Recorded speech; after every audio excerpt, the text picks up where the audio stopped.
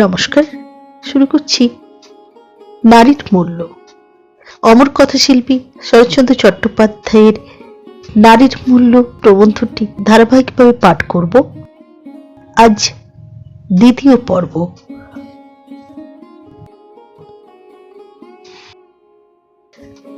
গঙ্গাসাগরে সন্তান নিক্ষেপ করার মধ্যে কত পাপ গোপন ছিল, আজ তাহা দেখিতে পাইয়া ইংরেজের আইনকে সর্বান্তকরণে আশীর্বাদ করি।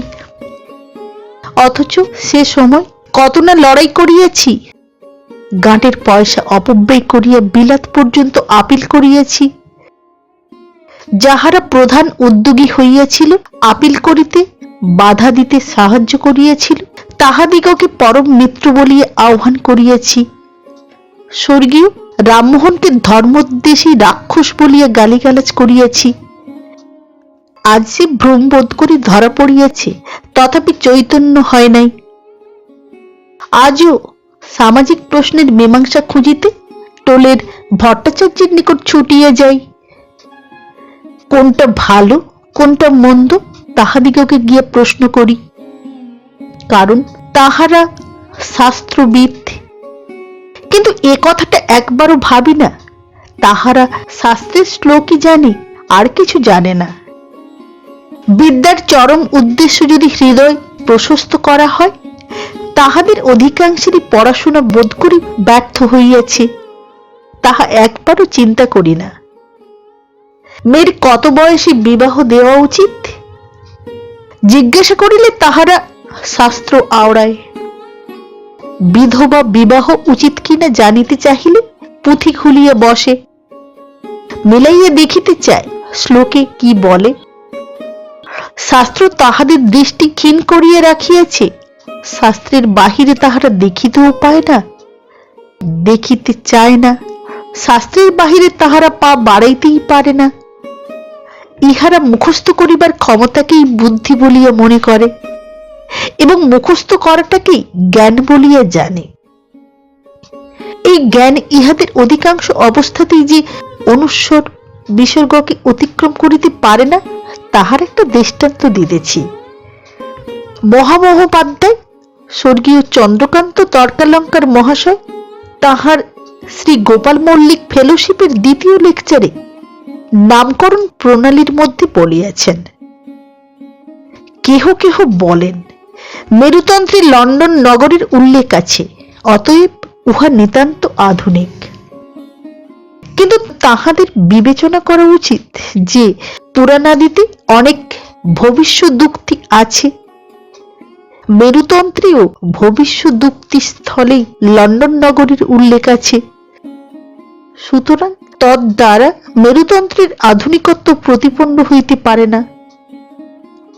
অথচ স্বর্গীয় অক্ষয় দত্ত মহাশয় ছদ্ম শাস্ত্রকারগণের জুয়াচ্চুরি সব প্রমাণ করিতে মেরুতন্ত্রের শ্লোকটাই তাহার ভারতবর্ষীয় উপাসক সম্প্রদায়ের উপক্রমণীকে উদ্ধৃত করিয়া গিয়েছেন। ইহাদের উভয়ের পাণ্ডিত্যই অতি গভীর ছিল, অথচ একজন যে শ্লোকের অস্তিত্বে শ্লাঘা বোধ করিয়াছেন, আরেকজন তাহাকেই ঘৃণার সহিত বর্জন করিয়াছেন। এ স্থলে কাহার বিচার সমীচীন তাহা বুঝিতেও যেমন বিলম্ব হয় না, স্বর্গীয় মহামহোপাধ্যায় মহাশয়ের মতো দেশপ্রসিদ্ধ পণ্ডিত চূড়ামণির মুখে এমন কথা, সংস্কৃত শ্লোকের উপর এত বড় অন্ধবিশ্বাস দেখিয়েও আর আশা ভরসার স্থান থাকে না। পণ্ডিত মহাশয় আবার নিজেই বলিয়েছেন, মেরুতন্ত্রের প্রামাণ্যে সন্দেহ করিবার অন্য কারণ আছে। তাহা এই, পারস্য ভাষায় ও ফিরিঙ্গি ভাষায় যে সকল মন্ত্রের কথা বলা হইয়াছে, উহাদের অস্তিত্ব নাই। এই স্থানে অতি অনিচ্ছায় তাহার মনে একটু খটকা বাজিয়াছে। তা সে কিছুই নয়। পুরাণাদিতে যখন যোগ বলে হাত গণিয়া ভবিষ্যৎ বলা হইয়াছে, মেরুতন্ত্রের গ্রন্থকারও তেমন হাত গণিয়া লন্ডন নগরের এবং কলিকালের মন্ত্রসিদ্ধ ইংরেজের পরাক্রমের কথা বলিবেন, ইহা বিচিত্র কি? এই জন্য তিনি পূর্ব হইতেই সন্দেহকারীকে সতর্ক করিয়া পুরাণাদির ভবিষ্যৎ দুক্তির কথা পড়িয়েছেন। ধন্য বিশ্বাস, ধন্য যুক্তি। আমি জানি আমার কথাগুলো অনেকেরই ভালো লাগিতেছে না, এবং বিরুদ্ধ তর্ক করিবার ইচ্ছে থাকিলে অনেক রকমের করা যাইবে, কিন্তু ইহা তর্কের কথা নহে, বিবাদ বিসংবাদের বস্তু নহে, ভাবিবার বিষয়, কাজ করিবার সামগ্রী। স্বদেশ বিদেশের শাস্ত্রে ইতিহাসে যাবতীয় জাতির আচার ব্যবহার সম্বন্ধে আমার চেয়ে যাহার পড়াশোনা অধিক, তর্ক করিবার ইচ্ছা করিলে আমাকে পরাস্ত করিতে পারিবেন জানি, কিন্তু যে সত্য আমি হৃদয়ের ব্যথার ভিতর দিয়ে বাহির করিলাম, যে সত্যকে কোনো মহামহোপাধ্যায় যে উড়াইয়া দিতে সক্ষম হইবে না, তাহা নির্ভয়ে বলিতে পারি। বাস্তবিক আমার হারজিত যাহাই হোক না কেন, এ কথাটা কিন্তু নিশ্চয় করিয়া দেখিবার সময় আসিয়াছে, যথার্থ সামাজিক প্রশ্নের মীমাংসার ভার সমাজের কাহাদের হাতে থাকা উচিত। যাহারা জোর করিয়া এতদিন করিয়া আসিয়াছেন, তাহারাও করুন। দুর্গাপূজার মহাষ্টমী দুই দণ্ড আগে বসিবে কি পরে বসিবে, বিড়াল মারার প্রায়শ্চিত্ত 1 কাহন কিংবা 5 কাহন করি প্রশস্ত। মহান্ত মহারাজেরা বেশ্যা রাখিলে স্বর্গে যায়, কিংবা বিবাহ করিলে পতিত হয়, এসব মীমাংসা তাহারাই করিতে থাকুন, কিছুমাত্র আপত্তি করি না, কিন্তু সমাজের ভালো মন্দ কিসে হয় না হয়, কোন নিয়ম রাখিলে বা পরিবর্তন করিলে আধুনিক সমাজের কল্যাণ বা অকল্যাণ হইবে, স্বদেশের কাজে বিলাত গেলে জাতি যাইবে কি যাইবে না, এ সমস্ত দুরূহ বিষয় তাহাদের হাত দিতে যাওয়া অনধিকার চর্চা, এ সমস্ত প্রশ্ন নিষ্পত্তি করার অধিকার দেশের শুধু তাহাদেরই জন্মিয়াছে, শিক্ষা যাহাদের হৃদয় প্রশস্ত করিয়া সার্থক হইয়াছে। স্বর্গীয় বিদ্যাসাগরের মতো যাহাদিগকে সমাজের ভালো মন্দ স্থির করিয়া দিতে ভগবান নিজের হাতে গড়িয়ে পাঠাইয়াছেন, যাহাদিগকে দেশের লোক বড় বলিয়া মানিয়া লইয়াছে, এ সমস্ত সামাজিক প্রশ্নের ভারও দেশের সেই সমস্ত মহৎ লোকের উপর, ব্রাহ্মণ পণ্ডিতের উপর নহে। কেমন করিয়া জানিবে ইহারা শাস্ত্র কেন শাস্ত্র, কোনটা প্রতারণা? কি করিয়া বুঝিবে ইহারা তখন কি দোষ গুণ সমাজে বিদ্যমান ছিল, এখন কি দোষ গুণ আছে? কোন টোলে এ আলোচনা হয়? কোন স্মৃতিরত্নের এ আলোচনা করিবার ধৈর্য এবং সাহস আছে? নিজের দলটি ছাড়া ইহাদের কাছে সবাই ম্লেচ্ছ, সবাই অসুচি, নিজেদের মতটি ছাড়া সমস্তই অশাস্ত্রীয়, নিজেদের আচার ব্যবহার ভিন্ন, জগতের সমস্ত আচার ব্যবহারই কদর্য এবং হীন। এক কথায় নিজেরা ছাড়া আর কেহ মানুষই নয়। কালের সঙ্গে সঙ্গে যে নিয়মও বদলায়, এ সত্যের ইহারা কোনো ধারই ধারে না।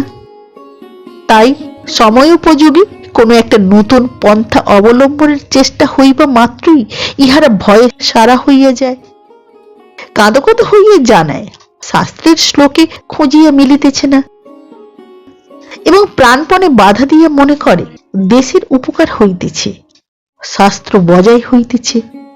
অথচ ইহারাই কি সমস্ত শাস্ত্র মানিয়া চলে? শাস্ত্রে আছে রাক্ষস বিবাহ, শাস্ত্রে আছে অসুর বিবাহ, শাস্ত্রে আছে ক্ষেত্রজ সন্তানের বিধি। আধুনিক সমাজে এইগুলা শুরু হইয়া গেলে ইহারা কি ভালো মনে করে? অথচ কেন করে না জিজ্ঞাসা করিলেও ঠিক মতো জবাব দিতে পারে না। তখন ঘুরাইয়া ফিরাইয়া নানা রকম করিয়া বলিবার চেষ্টা করে দেশাচার তেমন আবশ্যকও নয়, ভালো নয়, মানুষের নৈতিক বুদ্ধি অনুমোদন করে না, ইত্যাদি ইত্যাদি। অর্থাৎ একথা শাস্ত্রে থাকে থাক, আরেকটা শাস্ত্রে উল্টা শ্লোকও তো আছে। গান্ধর্ব বিবাহ, ক্ষেত্রজ সন্তানাদি নিজেদের সংসারে যখন কোনো মতেই পছন্দ করি না, তখন আর কেহ করিলেও যত পারিব তত গালি দিব। পছন্দ করি না, এইটাই আসল কথা। বাস্তবিক কোন শাস্ত্রই পুরুষে অধিক দিন মানিয়া চলে না, যদি না তাহা তাহাদের আন্তরিক অভিপ্রায়ের সহিত মিশ খাইলে তখনই সেটা টেকসই হয়। অন্যথা স্বয়ং ভগবান রাস্তায় দাঁড়াইয়া নিজের মুখে চেঁচাইয়া বলিয়া গেল হয় না, হইতে পারে না। অবস্থা বিশেষে এই শাস্ত্র কাহারও বা দুঃখ উপস্থিত করে, কিন্তু সাধারণ ইচ্ছার চাপে এ দুঃখ স্থায়ী হইতে তো পাই না, পরন্তু দুঃখ উৎকৃষ্টতর ধর্মের আকার ধরিয়া পরলোকে শতগুণ সুখের আশ্বাস দিয়া পরিতৃপ্ত করিয়া যায়। পুরুষের ক্ষণিক দুঃখ ক্ষণিকেই শেষ হয়, কিন্তু চিরদুঃখ যাহাকে সহিতে হয় সে নারী। আমাদের দেশে নারীর পূজার ব্যবস্থা দেখিয়েছি, তথাপি ইহা কি আদর্শ বলিয়া যে পুরুষ শ্লাঘা বোধ করেন তাহাকে আমার কিছুই বলিবার নাই। বিদেশের ব্যবস্থাও দেখিয়েছি, সেখানেও ওই ব্যাপার। 4-5 হাজার বৎসর পূর্বেকার লুপ্ত আইন কানুনের একটা ধারায় সামাজিক ব্যবস্থায় লেখা আছে, স্ত্রী যদি স্বামীকে পছন্দ না করেন তাহলে আদমিরা ওজনে রূপা দিয়ে বিদায় করিয়ে দাও। কি সূক্ষ্ম বিচার! আদমিরা রূপা কতখানি অবশ্য সে কথা বলিতে পারি না, কিন্তু যতই হোক জলে ডুবাইয়া মারার সঙ্গে এক নেতৃত্বে যে ওজন হইতে পারে না তাহা নিশ্চয়ই বলিতে পারি। বই লেখা ছাড়া পুরুষ কোথাও যে যথার্থ নারীকে সম্মান দিবার চেষ্টা করিয়াছেন তাহা অবগত নহে। তবে এ কথা জানি যে যদি কোনো দেশে রমণী যথার্থ শ্রদ্ধা সম্মান লাভ করিয়া থাকে সে শুধু নিজের চেষ্টাতেই লাভ করিয়াছে। প্রাচীন মিশরে এই চেষ্টা একবার হইয়া গিয়েছিল এবং সেই চেষ্টার স্রোত রোম পর্যন্ত আসিয়া আঘাত করিয়াছিল। আমাদের এদেশেও একদিন এ চেষ্টা হইয়াছিল, যখন নারী বেদ রচনা করিবার স্পর্ধা রাখিত। এখন তাহা স্পর্শ করিবার অধিকার পর্যন্ত তাহার নাই। যখন নারী পুরুষের মুখের দেবী সম্বোধন শুনিয়া গলিয়া পড়িত না, সে মুখের কথা কাজে পরিণত করিতে বাধ্য করিত, তখন ছিল নারীর মূল্য। আর এখনকার দিনের একটা দৃষ্টান্ত দিই। একসময় এদেশে যখন বিধবা বিবাহের সপক্ষে বিপক্ষে ঘোরতর আন্দোলন উঠিয়েছিল, সে সময় যাহারা বিধবা বিবাহের সপক্ষে তাহারা নানাবিধ সুযুক্তি কুযুক্তির মধ্যে এই একটা অভিনব যুক্তির অবতারণা করিয়াছিলেন যে অল্প বয়স্কা বিধবাদের পুনর্বিবাহ না হওয়াতে বঙ্গদেশে কুলত্যাগিনীর সংখ্যা দিন দিন বৃদ্ধি পাইতেছে। সুতরাং বিধবা বিবাহের অনুকূলে ইহাও একটা হেতু হওয়া উচিত। মোটের উপর বিধবা বিবাহ উচিত কিংবা উচিত নয়, এ লইয়া উভয় পক্ষে তুমুল লড়াই চলিতে লাগিল। কিন্তু পুনর্বিবাহ না হওয়ার দরুণী যে বিধবারা কুলত্যাগ করে, এই কথাটা বিধবা বিবাহের শত্রুপক্ষীয়রাও অস্বীকার করিল না। অর্থাৎ পুরুষ মাত্রই মানিয়া লইল যে হ্যাঁ, কথা বটে। কুলত্যাগিনীর সংখ্যা যখন বাড়িয়াই চলিতেছে, তখন বিধবা ভিন্ন কি আর কুলত্যাগ করিতে সম্মত হইবে? সুতরাং কিরূপে বিধি নিষেধ প্রয়োগ করিলে, কিরূপ শিক্ষা দীক্ষা ধর্মচর্চার মধ্যে সদ্য বিধবাকে নিমজ্জিত করিয়া রাখিতে পারিলে, কিরূপে তাহার নাক চুল কাটিয়া লইয়া বিশ্রী করিয়া দিতে পারিলে এবং কিরূপ খাটুনের মধ্যে ফেলিয়া তাহার অস্থি চর্ম পিষিয়া লইতে পারিলে এই অমঙ্গলের হাত হইতে নিস্তার পাওয়া যাইতে পারে, সপক্ষ বিপক্ষ উভয়ই তাহা লইয়া মাথা ঘামাইতে লাগিলেন। আজও এ মীমাংসার শেষ হয় নাই। এখনো থাকিয়ে থাকিয়ে মাসিক পত্রে প্রবন্ধ উচ্ছ্বসিত হইয়া উঠে। কি করিলে সদ্য বিধবাকে আটকাইয়া রাখিতে পারা যায় এবং এতদর্থে পিতামাতারই বা কর্তব্য কি? বস্তুত শুরু হইতে শেষ পর্যন্ত পুরুষের এই ভয়টাই চোখে পড়ে যে নারীকে আটকাইয়া রাখিতে না পারিলে সে বাহির হইবার জন্য পা তুলিয়া থাকে। কেহ বলিলেন বিশ্বাসং নৈব কর্তব্যম, কেহ আরেক ধাপ চড়িয়া বলিলেন অঙ্কে স্থিতাপি ইহাতেও কেহবা সন্তুষ্ট হইতে না পারিয়া প্রচার করিলেন, দেবা না জানন্তি। বলা বাহুল্য, ইহাতে পূজারকার নারীর মর্যাদা বৃদ্ধি পায় নাই এবং পুরুষের কোন সংস্কারের উপর যে এতগুলো বিধিনিষেধ ডালপালা ছড়াইয়া বড় হইয়া উঠিতে পারিয়াছে, সে সম্বন্ধে বোধ করি দুই মত নাই। বিধবা বিবাহ ভালো কিংবা মন্দ তর্ক তুলিব না, কিন্তু এ বিবাহ যদি শুধু এই বলিয়াই উচিত হয় যে অন্যথা তাহাকে সুপথে রাখা শক্ত হইবে, তাহা হইলে আমি বলি বিধবা বিবাহ না হওয়াই উচিত। কিন্তু কথাটি কি সত্য? পুরুষ নির্বিচারে মানিয়া লইয়াছে, কিন্তু যাচাই করিয়া দেখিয়াছে কি বিধবা বাহিরে আসিবার জন্য নিশির দিন উদ্যত হইয়াই থাকে কিনা? কথাটা প্রচার করিবার সময়, বিশ্বাস বদ্ধমূল করিয়া লইবার সময় একবারও সে মনে করিয়াছে কি কি গভীর কলঙ্কের ছাপ সে নারীত্বের উপর বিনা দোষে ঢালিয়ে দিতেছে? বিলাতের একজন বড় দার্শনিক বলিয়াছেন, দাস ব্যবস্থায় যেমন সাম অফ অল ভিল্লাইনি, বেশ্যাবৃত্তি তেমনি সাম অফ অল ডিগ্রেডেশন। আমি বিদেশের কথা বলিলাম, কারণ দেশের কথা তুলিতে সাহস হয় না। দেবতাদের মতো এদেশের স্বর্গেও এরা থাকেন এবং রাগ করিয়া সাপ সম্পাদ করিলে মুনি ঋষিদের চেয়ে বড় কম ফলে না। যাহা হোক, বিদেশের কথায় এই এত বড় হীনতার মধ্যে ডুব দিয়া পড়িবার জন্যই কি নারী অহরহ উন্মুখ হইয়া থাকে? এবং এত বড় পাশবিকতাই কি নারীর স্বাভাবিক চরিত্র? পুরুষ তাহার গায়ের জোর লইয়া বলিবে হ্যাঁ, নারী তাহার সংকীর্ণ অভিমান লইয়া বলিবে না। বাস্তবিক যাচাই না করিয়া শুধু একটা কাল্পনিক উত্তর দিবার চেষ্টা করিলে তর্কই চলিতে থাকিবে। কিন্তু যাচাই করিয়া দেখিলে কি জবাব পাওয়া যায়? তাহাই দেখাইতেছি। 12-13 বৎসর পূর্বে জনৈক ভদ্রলোক এই বাংলাদেশে কুলত্যাগিনী বঙ্গ রমণীর ইতিহাস সংগ্রহ করিতেছিলেন। তাহাতে বিভিন্ন জেলার বহু সহস্র হতভাগিনীর নাম, ধাম, বয়স, জাতি, পরিচয় ও কুলত্যাগের সংক্ষিপ্ত কৈফিয়ত লিপিবদ্ধ ছিল।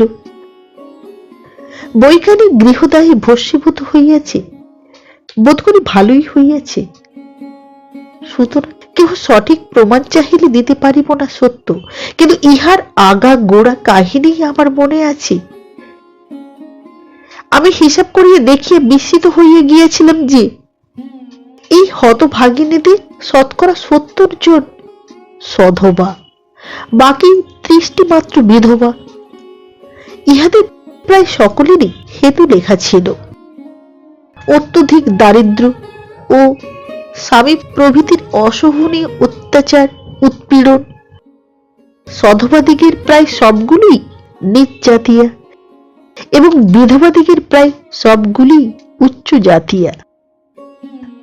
নিচ জাতীয় সধবারা এই বলিয়া জবাবদিহি করিয়াছিল যে খাইতে পড়িতে তাহারা পাইত না, দিনে উপবাস করিত, রাত্রে স্বামীর মারধর খাইত। সৎকুলের বিধবারাও কৈফিয়ত দিয়াছিল, কেহ বা ভাই ও ভাতৃজার, কেহ বা শ্বশুর ভাসুরের অত্যাচার আর সহ্য করিতে না পারিয়া এই কাজ করিয়াছে। ইহাদের সকল কথাই যে সত্য তাহা নয়, তথাপি সমস্ত ব্যাপারটা একটু মনোযোগের সহিত দেখিলেই চোখে পড়ে এমনিই বটে। ভদ্রকুলের বিধবারা স্বামীর অবর্তমানে যেমন নিরুপায়, নিজ জাতীয় সধবারা স্বামীর বর্তমানে ঠিক তেমনি নিরুপায়।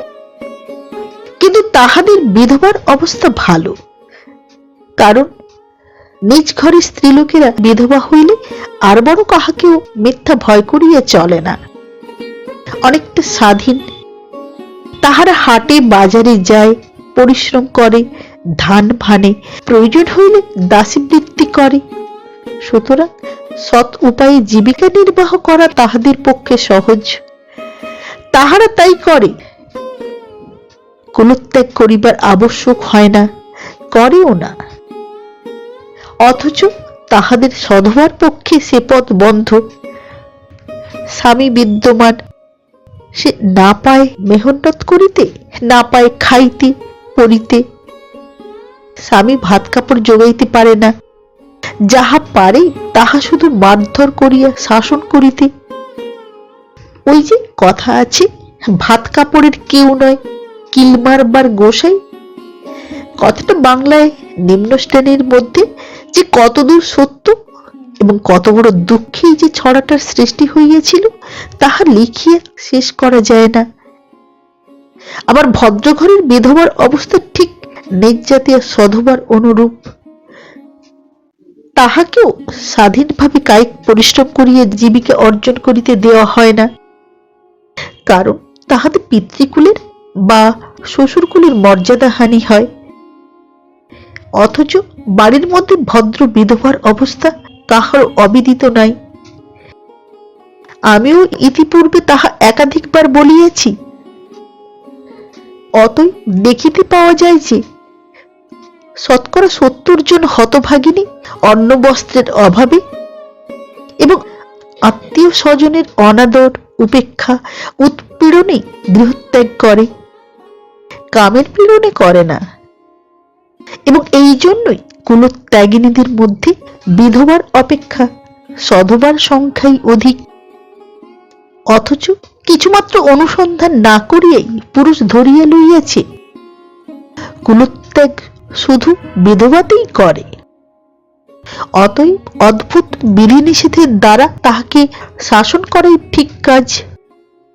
কিন্তু প্রকৃতপক্ষে কুলত্যাগ যে পতিযুক্তারাই অধিক করে এবং তাহা পুরুষেরই অত্যাচার উৎপীড়নের ফলে, একথা কোন পুরুষ স্বীকার করিতে সম্মত হইবে? একদিকে পুরুষ যেমন দরিদ্র ও কখনাতীত উৎপীড়নে নারীর স্বাভাবিক শুভ বুদ্ধিকে বিকৃত করিয়া দিয়া ঘরের মধ্যে তাহাকে অতিষ্ঠ করিয়া তুলে, অন্যদিকে তেমনি তাহাকে আপাত মধুর সুখের প্রলোভনে প্রতারিত করিয়া ঘরের বাহির করিয়া আনে। পুরুষের ভয় নাই, সে যদিচ্ছা সুখ ভোগ করিয়া ফিরিয়া যাইতে পারে। তাই সে ফিরিয়ে গিয়ে দিন দিন ঘরের কোণে অনুতপ্ত ভাবে বসিয়া থাকে। আত্মীয় স্বজন তাহার পুনরাগমনে খুশি হইয়া সাহস দিয়া বলিতে থাকে, তার আর কি, ও আপন হইয়া থাকে, পুরুষের দোষ নাই, এসো বাহিরে এসো। সেও তখন হাসি মুখে বাহির হয় এবং গলা বড় করিয়া প্রচার করিতে থাকে, নারীর পদস্খলন কিছুতেই মার্জনা করা যাইতে পারে না। ঠিক তো, যে কারণেই হোক, যে নারী একটিবার মাত্র ভুল করিয়াছে, হিন্দু তাহার সহিত কোনো সংস্রব রাখে না। ক্রমশ ভুল যখন তাহার জীবনে পাপে সুপ্রতিষ্ঠিত হয়, দিন দিন করিয়া যখন তাহার সমস্ত নারীত্ব নিগড়াইয়া বাহির হইয়া যায়, যখন বেশ্যা, তখন আবার তাহার অভাবে হিন্দুর স্বর্গ সর্বাঙ্গ সুন্দর হয় না, এতই তাহার প্রয়োজন।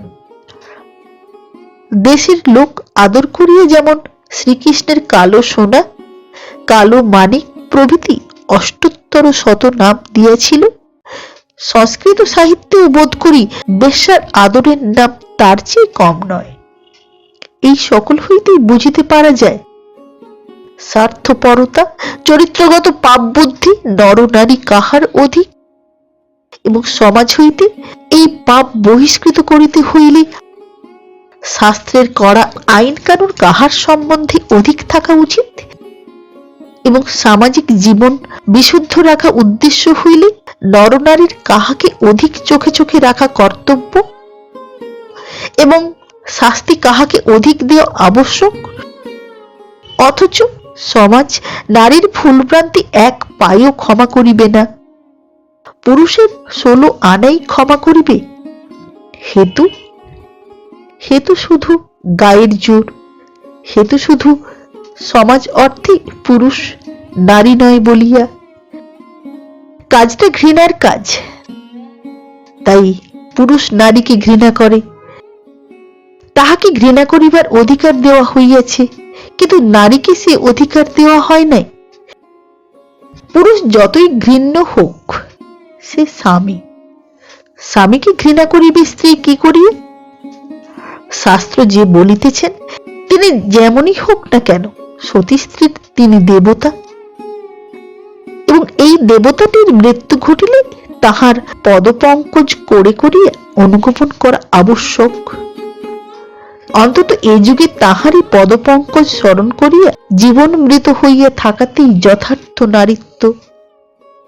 কেহ কেহ বৈজ্ঞানিক তর্কের অবতারণা করিয়া বলেন, ভবিষ্যৎ বংশধরের ভালো মন্দ লক্ষ্য করিয়া দেখিলে নারীর ভুল ভ্রান্তিতেই ক্ষতি হয়, পুরুষের হয় না। অথচ চিকিৎসকেরই বিদিত আছেন কত কুলস্ত্রীকেই না অসতীর পাপ ও কুৎসিত ব্যাধি যন্ত্রণা ভোগ করিতে হয়, এবং কত শিশুকেই না চিররুগ্ন হইয়া জন্মগ্রহণ করিতে হয়, এবং সারা জীবন ধরিয়া পিতৃ পিতামহের দুষ্কর্মের প্রায়শ্চিত্ত করিতে হয়।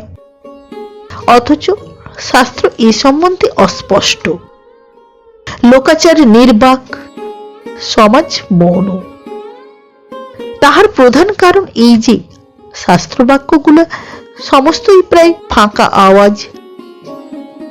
পুরুষের ইচ্ছা অভিরুচি আসল কথা, এবং তাহাই সমাজের যথার্থ সুনীতি। মনু, পরাশর, হারিত, মিথ্যাই ইহাদের দোহাই পাড়া। এই যে পুরুষ চোখের উপরই অন্যায় অধর্ম করিবে, অথচ সতীত্ব বজায় রাখিবার জন্য তাহার স্ত্রী কথাটি মাত্র বলিতে পারিবে না, শাস্ত্রবাক্য, এমনকি তাহার বিভৎস জঘন্য ব্যাধিগুলো পর্যন্ত জানিয়া শুনিয়া নিজ দেহে সংক্রমিত করিয়া লইতে হইবে, এর যে নারীর অগৌরবের কথা আর কি হইতে পারে? তথাপি অন্যান্য দেশে আছে ডিভোর্স, তথাকার রমণীর কতকটা উপায় আছে, কিন্তু আমাদের এই যে স্বয়ং ভগবানের দেশ, যে দেশের শাস্ত্রের মতো শাস্ত্র নাই, ধর্মের মতো ধর্ম নাই, যেখানে জন্মাইতে না পারিলে মানুষ মানুষই হয় না, সে দেশের নারীর জন্য এতটুকু পথ উন্মুক্ত রাখা হয় নাই। এ দেশে পুরুষ রমণীকে হাত পা বাঁধিয়া ঠেঙায়, সে বেচারি নড়িতে চড়িতে পারে না, তাই পুরুষ বাহিরে আস্ফালন করিয়া বলিতে পায়। এদেশের নারীর মতো সহিষ্ণু জীব জগতে আর কোথায় আছে?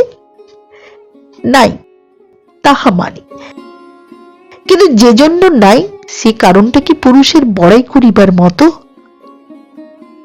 বিদেশের সংবাদপত্রে যাই খবর বাহির হয়, অমুক অমুকের সহিত স্বামী স্ত্রীর সম্বন্ধ ছেদ করিবার জন্য মকদ্দমা রুজু করিয়াছে, স্বদেশী কাগজওয়ালার তখন আর আহ্লাদ ধরে না, চেঁচাইয়া সে গা ফাটাইতে থাকে, দেখো দেখো, চেয়ে দেখো বিলাতি সভ্যতা। তাহাদের মনের ভাব এই যে পরের দোষগুলো প্রচার করিতে পারিলেই নিজেদের গুণগুলা মাথা ঝাড়া দিয়া উঠিবে। ডিভোর্স জিনিসটা বাঞ্ছনীয় নয়, সে কথা তাহারাও বোঝে, কিন্তু মার খাইয়া তাহারা চুপ করিয়া থাকিতে পারে না, মারামারি করে। মারামারি জিনিসটা নিঃশব্দে হইবার বস্তু নয়, তাই সে কথা বাহিরের লোকে শোনে, এবং তাই শত্রুপক্ষ দাঁত বাহির করিয়া হাসিয়া আকুল হইয়া উঠিবার অবকাশ পায়। কিন্তু যদি জিজ্ঞাসা করা যায় যে কারণে এ অঞ্চলে এ মকদ্দমা রুজু হয়, সে কারণ কি হিন্দুর ঘরে ঘটে না? আমার বিশ্বাস যে অতি বড় নির্লজ্জ সেও বোধ করি না বলিবে না। যদি তাই হয় তবে আহ্লাদ করিবার হেতু কোনখানে থাকে? মকদ্দমাই কি আসল বস্তু? কারণটা কিছু নয়। ওদেশেও একসময় ডিভোর্স ছিল না, কিন্তু মধ্যযুগের অকথ্যহীনতার মধ্যে পড়িয়েই একসময় তাহাদের চৈতন্য হইয়াছিল। শাস্ত্রের এই গোড়ামি নারী জাতিকে যে কত দুঃখে কত নিচে নামাইয়া আনিয়াছিল, আচার্য কে পিয়ারসন তাহার এথিক্স অফ ফ্রি থট গ্রন্থে অনেক রকমের তাহার আলোচনা করিয়া দেখাইয়া গিয়েছেন। নারী মাত্রকেই একবার তাহা পড়িতে অনুরোধ করি, কিন্তু তাই বলিয়া আমাকে যেন এমন ভুল না বোঝা হয় যে আমি ডিভোর্স বস্তুটাকেই ভালো বলিতেছি। মারামারি জিনিসটা ভালো জিনিস নয়, সমাজের মধ্যে ওটা ঘটিতে থাকে এ কামনা কেহ করে না। কিন্তু স্ত্রীর ত্যাগ বলিয়া একটা ব্যাপার যখন আমাদের মধ্যে আছে, তখন উভয় পক্ষেই ও জিনিসটা কেন থাকা উচিত নয় তাহা বলিতে পারি না। অবশ্য পুরুষ একথা কিছুতেই মানিবে না যে তাহার মতো ত্যাগ করিবার ক্ষমতা তাহার স্ত্রীরও থাকে। কিন্তু কেন থাকিবে না? কেন অন্যান্য দেশের নারীর মতো এই ন্যায্য অধিকার তাহাকে দেওয়া হইবে না? ইহারও সে কোনো সঙ্গত কারণ নির্দেশ করিতে পারিবে না, শুধু জ্বলিয়ে উঠিয়া জবাব দিবে, দূর, এও কি একটা কথা? এটা কথা নয়, কারণ তাহার অপরাধ করিবার অবাধ স্বাধীনতা খর্ব হয় ইহা সে চাহে না।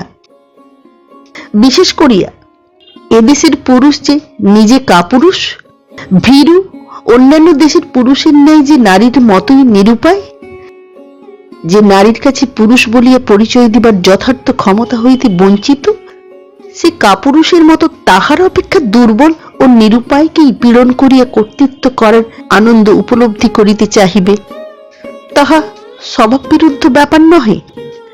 সে যে মরিয়া গেল স্বেচ্ছায় এ অধিকারের এক পাইও ছাড়িয়ে দিতে চাহিবে না, তাহা বুঝিতে পারা কঠিন নয়।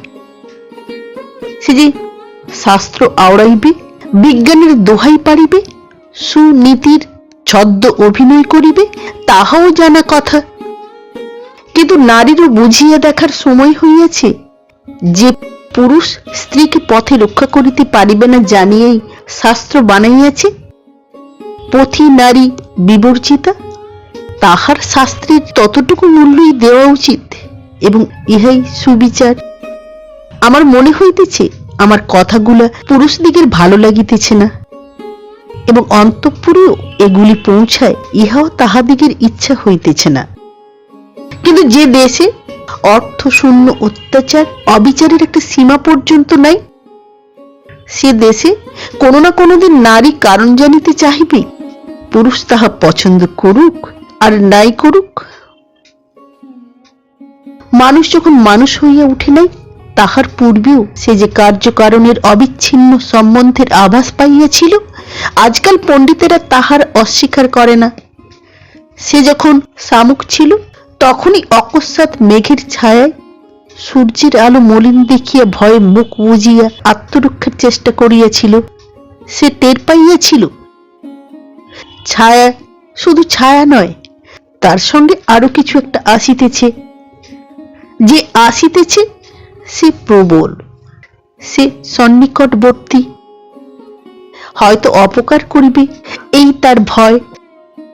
ছায়ার কারণ দেখিয়া সে কার্য অনুমান করিয়েই দুর্গদ্বার আঁটিয়া বন্ধ করিয়া দিয়েছিল।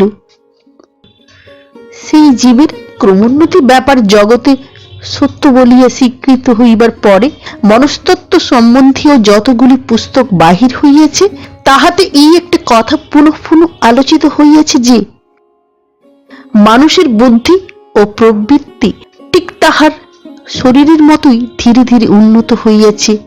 সুতরাং সাধারণ পশু অপেক্ষা যদিচ এসব বিষয়ে মানুষ খুবই বড় হইয়াছে, তবুও একটা সম্পর্কের টান যে রহিয়াই গিয়েছে, তাহাকে কোনো মতেই না করিবার পথ নেই।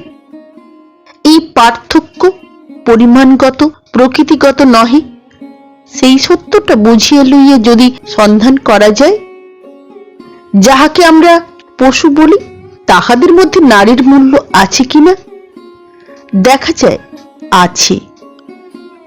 দুটো সিংহ প্রাণান্তকর যুদ্ধ করিতে থাকে, সিংহীটা চুপ করিয়া লড়াই দেখে।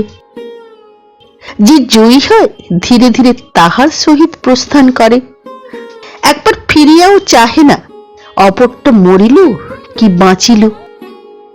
অতঃপর এই সিংহ মিথুন কিছুকাল একসঙ্গে বাস করে। তারপর সিংহী যখন আসন্ন প্রসবা, তখন ইহারা পৃথক হয়। সন্তান লালন পালন ও রক্ষা করার ভার একা জননীর উপরই পড়ে। সিংহ মহাশয় সন্তানের কোনো দায়িত্বই গ্রহণ করেন না, বরঞ্চ সুবিধা পাইলে সংহার করিবার চেষ্টায় ফিরিতে থাকেন। বাঁদর ও গরিলার মধ্যে প্রায় অনুরূপ প্রথা দেখা যায়। ইহাতে লাভ এই হয় যে এমন জাতি ধ্বংসের মুখেই অগ্রসর হইতে থাকে। ইতিমধ্যে অনুকূল কারণ না থাকিলে গহন বনে বা অতি নিভৃত পর্বত কন্দরে সন্ততি রক্ষার আশ্রয় না মিলিলে আমরা বোধ করি এই পশুগুলোর নাম পর্যন্ত জানিতে পারিতাম না।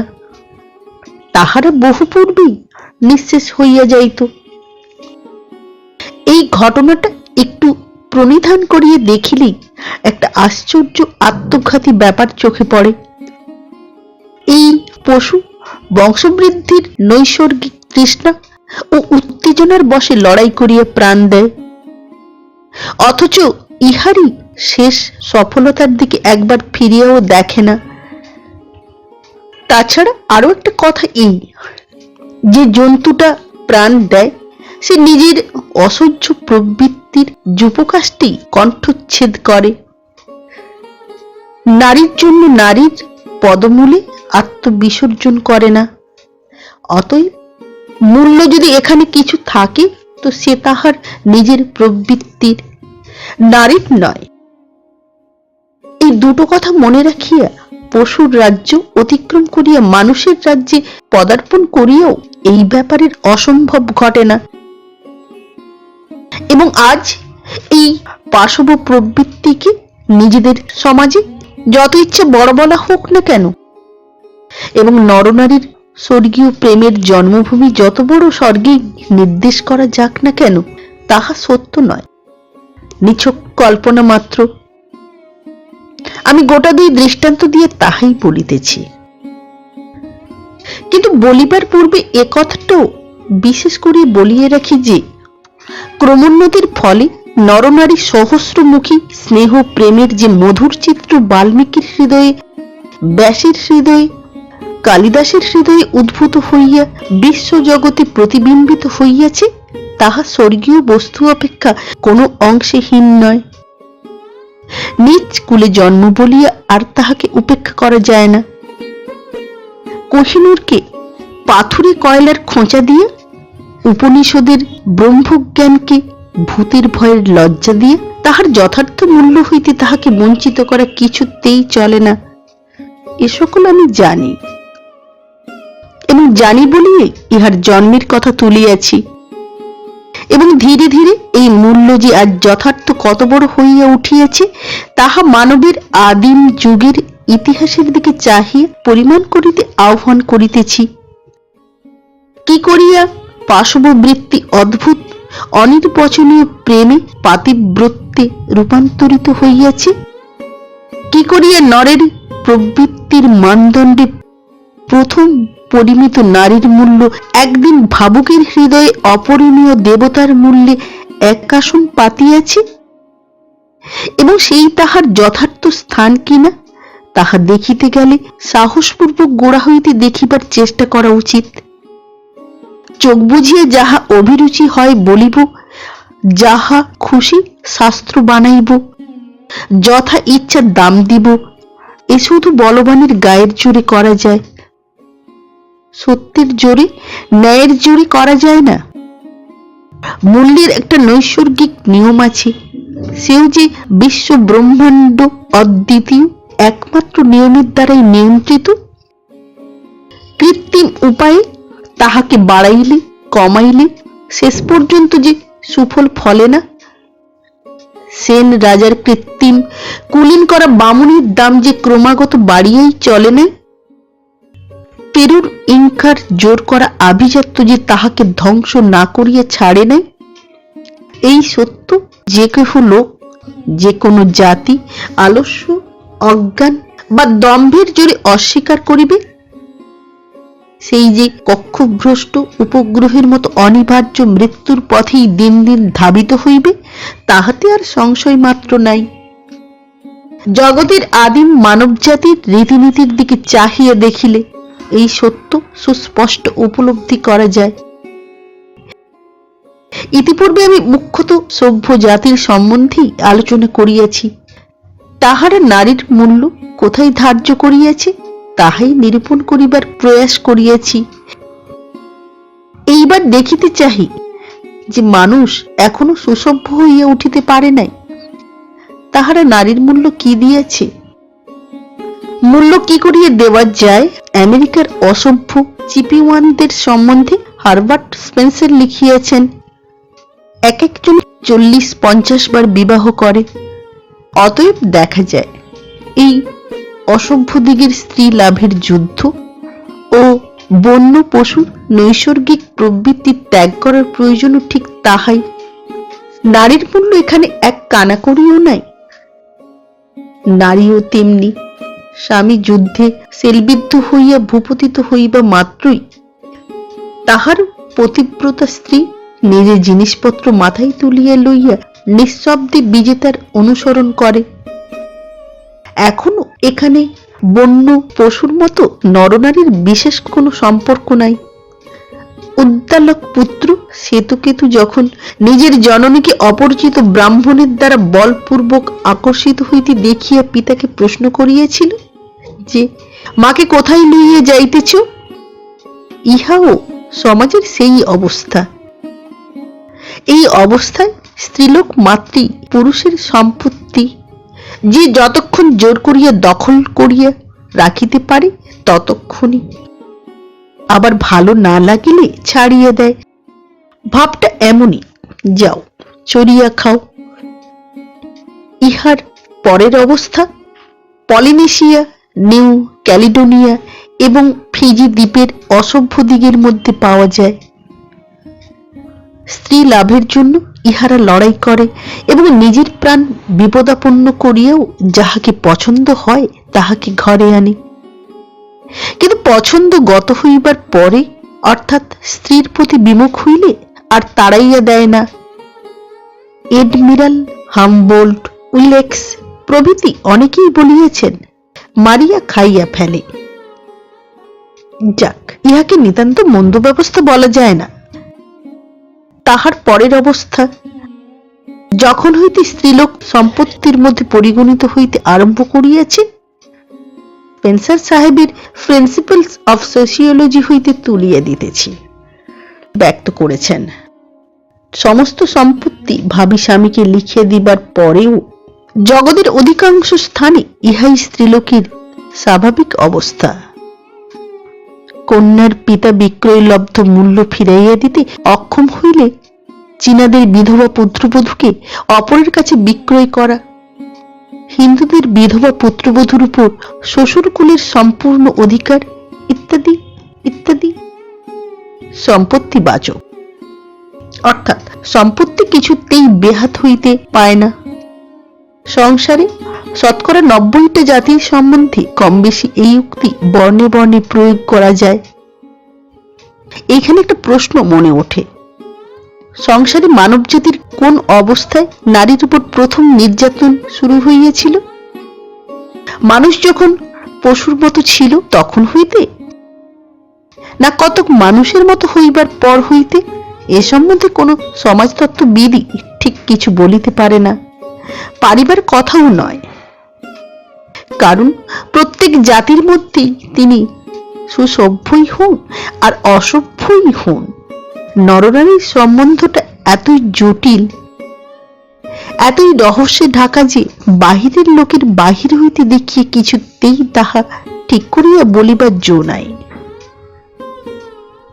লেটুর যখন প্রথম প্রচার করিয়েছিলেন পৃথিবীর সমস্ত অসভ্যেরাই নারী জাতিকে যৎপরনাস্তি যন্ত্রণা দেয়, তখন তিনি নিজের বুদ্ধির উপর নির্ভর করিয়াই বলিয়াছিলেন এবং তখন অনেকেই সে কথা বিশ্বাস করিয়াছিলেন।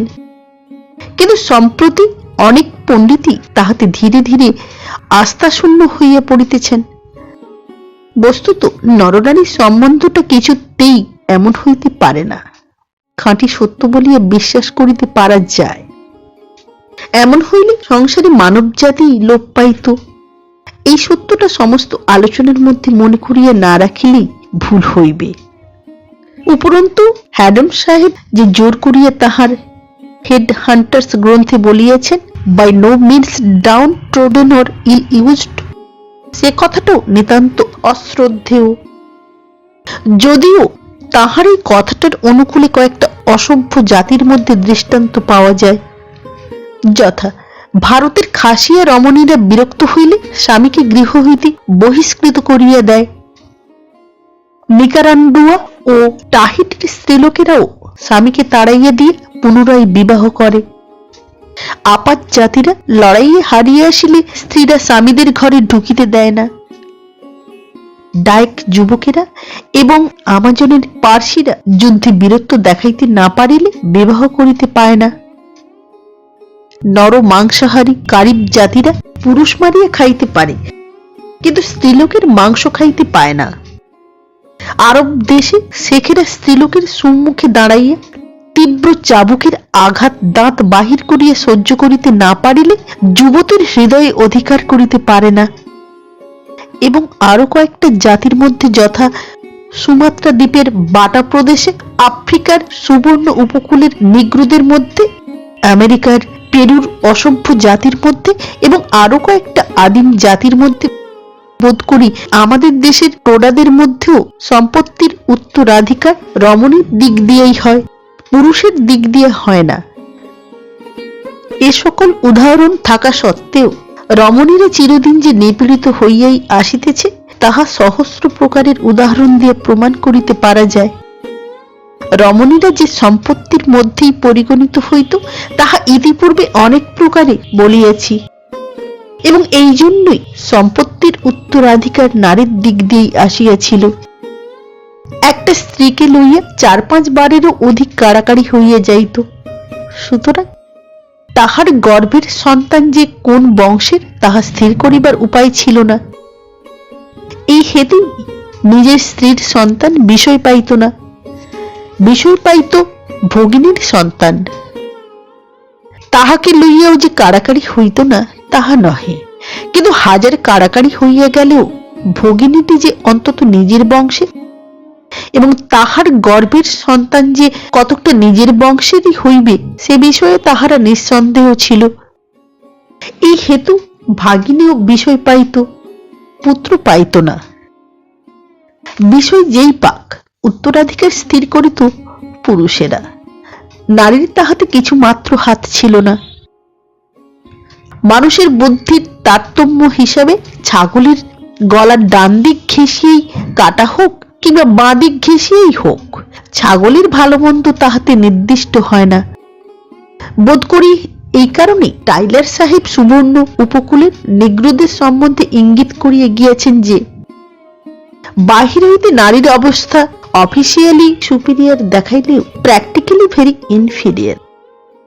আমার মনে হয় সব জাতির মধ্যেই এই ইঙ্গিত খাটে। নমস্কার। নারীর মূল্য আজ এইটুকুই। আবার দেখা হবে আগামী পর্বে পরবর্তী অংশ নিয়ে। সঙ্গে থাকুন। ভালো লাগলে চ্যানেলটি সাবস্ক্রাইব করুন, লাইক করুন ও শেয়ার করুন।